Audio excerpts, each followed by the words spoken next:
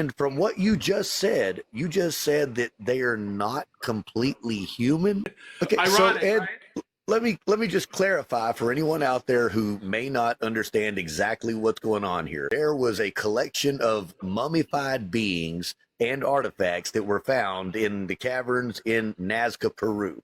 And in doing so, they have investigated, they have examined these things, and they have.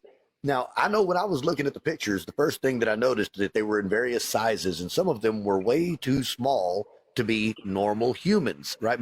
So you're telling me now that, oh, and when I was reading this, it had stated that they were being held by the Mexican Congress for a while there. So there was actual Mexican government involved with housing them and, examining them at some point. It wasn't just some privately owned guy who's making things up. I mean, there's actual institutions behind this.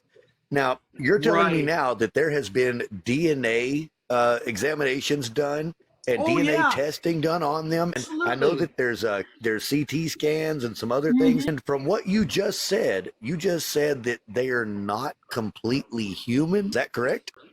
Correct. So I always like to clarify they're not alien.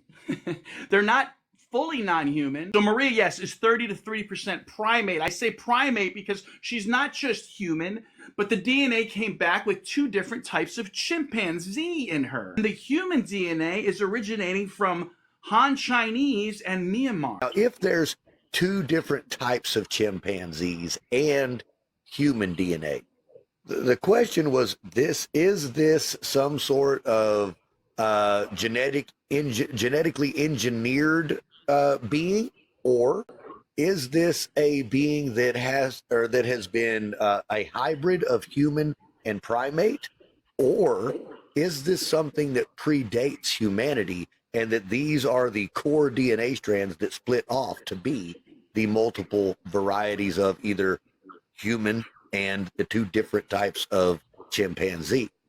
What would you say? And does any of that even I'll make take sense? D for all of the above. Okay, okay.